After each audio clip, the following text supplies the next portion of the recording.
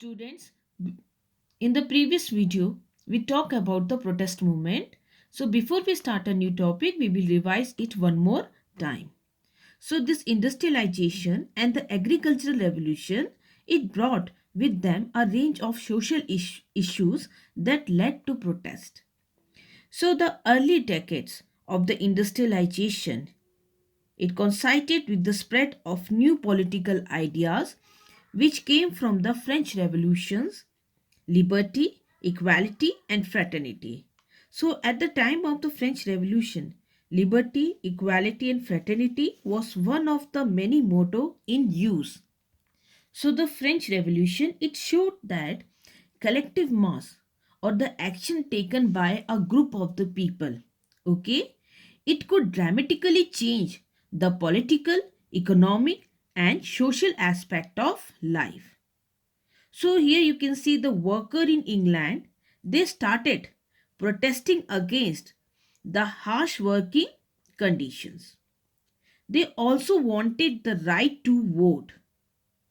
So during the war with France, the government reacted by passing new oppressive laws which denied people the right to protest.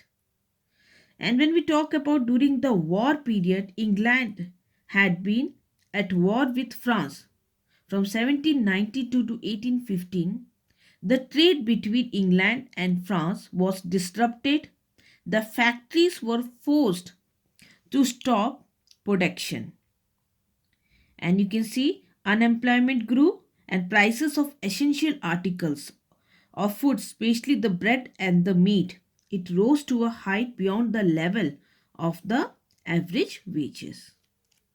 Even in 1795, the British Parliament, they passed two combination act which made it illegal to incite, okay, the people by speech and writing to spread hatred or disrespect to the king, constitution, or government. So they also banned unauthorized public meeting of over 50 persons. Despite these, you can see this act protest continued against old corruptions. The members of the parliament, landowners, manufacturers, and professionals were opposed to giving the right to vote to the working class. So they supported the corn law, which banned the import of the cheaper food until the price of a corn in Britain had risen to a certain level. There was a large scale of migration of land laborer to the town to find work in the factories. They expressed their anger and frustration in different form of protest. From 1790 onward, there were, you can see, food riots throughout the country, as it is also the form of their form or expressions of further protest. Okay, so it was against the high prices of bread charged by the greedy traders. Such riots were frequent in 1795, the worst year of the war against France, but they continued until the 1840. And the enclosure movement, it also created the hardship for the small landholders. From 1770, you can see hundreds of small farms, it had been merged into large one of big landlords. The poor rural families, they were deprived of their land holding, and now they sought work in the industries. But the introduction of machine in the cloth industry had thrown thousands of handloom weavers out of work and made them poor. So from 1790s, the weaver began to demand a minimum legal wage, which was refused by the parliament. So the weaver, um, res- they organized together to strike in Lancashire. When the government forced them to disperse, they destroyed the power loom, which they believe had deprived them of their livelihood. So there were similar rights of workers in the wool knitting industry in Nottingham. There were also protests in Lancashire and Derbyshire. Same in the Yorkshire, shearing frames, it was destroyed by croppers who had been previously shearing sheep by hand. So in 1830, the farm labourers rose in riots when new threshing machines were introduced, which separated the grain from the husk. So the writer they destroyed this machine also, threshing machine. Nine of the writers were hanged and 450 were banished to Australia as convict. Then come the Luddism movements. So the Chartist you can see movement was another type of protest here. It was led by General Ned Ladd, okay, during 1811 to 1817. So here you can see the participant in this movement. They demanded a minimum wage, control over the labor of women and children, work for those who became jobless due to the coming of machines, and the right to form the trade union. Up to the 1819, the working population did not use legal method to express their anger. So in August 1817, about 80,000 people, they assembled peacefully at St. Peter's Field in Manchester to press their demand for the right to organize public meeting and the freedom of press. So the government ruthlessly suppressed the agitators. It became known as Peterloo massacres. The parliament it denied them their demand by passing the Sixth Act. So these act extended the restriction on political activities introduced by the Combination Act of 1795. But after the Peterloo massacre, the need to make the House of Commons more representatives was realized by the liberal political groups. Now the government had to repeal the Combination Act in 1824-1825. Here comes the reform through legislations. The state of affairs could not be tolerated for long by the government, which at last felt obliged to intervene for the protection of women and children. So here you can see so many acts were passed. It, it passed the first Factory Act in 1802, which laid down the children under the 9 were not to be employed in the factories and that factories were to be properly ventilated and whitewashed. Then comes the Factory Act of 1819, fixed the working day of children between 9 and 16 at 12 hours.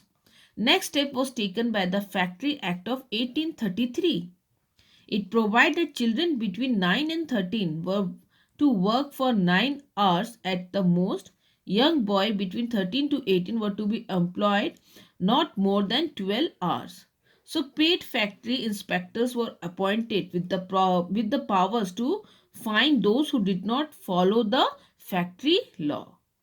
So compulsory educations for children in the factory was also provided by this act. 2 hours a day were to be spent by the children in the school. Finally, in 1847, after the long agitations, 10 hours bill was passed. The act limited the hours of the work for women and young people and secured a 10-hour day for male workers. Now comes the Mines and the Collieries Act. So the above act it applied to the textile industry but not to the mining industries. The working condition in the mine it remained worst. So in 1842 the government passed the Mine and the Collieries Act by which no boy under 10 and no woman or girl was to be employed in the mine. The Fielder Factory Act of 1847, it laid down that these children under the 18 and women should not work more than 10 hours a day. But these laws were not properly enforced by the factory inspectors. So the inspectors were paid very low salaries and were easily bribed by the factory managers. The parent lied about the real ages of the children so that they could work in the factories and contribute to the family income. So now come the debate. Debate whether it's industrial revolution or evolution. So until the 1970, the historian used the term industrial revolution for the industrial and economic changes that occurred in Britain from 1780 to 1820. They pointed out that the changes were so sudden, it was unexpected, or you can see intense and far reaching, so the tragic in the combination of material progress and social suffering that they may well be described as revolutionary. So Arnold Toynbee, here you can see, popularized the term industrial revolution in his book Lecture on the Industrial Revolution. This term was used even earlier by the writers like Karl Marx, Friedrich Engels, and John Stuart Mills. So, the above view about the industrial transformation has been challenged on various grounds. So, it is argued that the industrial transformation in England had actually been gradual. It means it's slow to be considered as a revolution. Okay. So when we talk about the industrial transformation in England, it had been too gradual to be considered a revolution. To call industrial transformation in England as revolution is incorrect. According to them, when we talk about the revolution, it means that some event or happening which is violent, sudden, and spectacular, both in the form and its effect. When from them, you can see while any change that is sharp and sudden is revolution, and the one which is gradual, slow, and you can see very slight is an evolution. So the economic changes here that occurred in England, okay, in the middle of the 18th century were neither sharp nor sudden, because the process of changes it was started almost 1644, a century before. You can, when we talk the economic changes, it started from 1644, a century before the industrial revolution. Similarly, these changes were very gradual, slow, and undetectable. So even up to the middle of the 19th century, you can see there were, if we talk about England, it had no factories or mines in the large areas. Okay, when we talk about there was no factory and mines in the large area, so the changes came only around the cities of this London. They were concentrated in the cities of the London, Manchester, Birmingham, or Newcastle, rather than throughout the Britain. So the term revolution is regarded as incorrect. Then comes the impressive growth of this cotton. Okay, in textile industry, it was based on new machine, and the new machine during the time period 1780 to 1820. But the industries, okay, it relied or depend on non-British raw material, as we have read earlier also. Okay, raw material on sale abroad, especially India, on non-metallic machinery and few linked with other industries. So the use of metallic machinery and steam power was not common. And when we talk about the sustained industrialization, which means more flexible and balanced economic development, It occurred only after 1815 to 1820. So the period here 1793 to 1815, it experienced disruptive effects of the French Revolution and Napoleonic War, and the growth of industrialization and of productive investment. They both suffered during during this war. Okay, so it was not only after 1820 that when we talk about the level of the production and the installation of the new machines, okay, it grew steadily. So the technical progress here was not limited to cotton, iron and engineering industries. It all was also visible in other branches such as agricultural processing and pottery. So Britain tried to do two things simultaneously during the period 1760 and 1815. Okay, industrialization and to fight war in Europe, North America, and India. Capital debt was borrowed. So here you can see they were doing simultaneously two things. One was the industrialization, and another was the fight war in Europe, North America, and India. So capital that was borrowed was used to fight the war and was not invested in industries. So about 35% of the cost of the war was met by taxing people's income. Workers were transferred out of the factories and agricultural farms to the army to fight wars.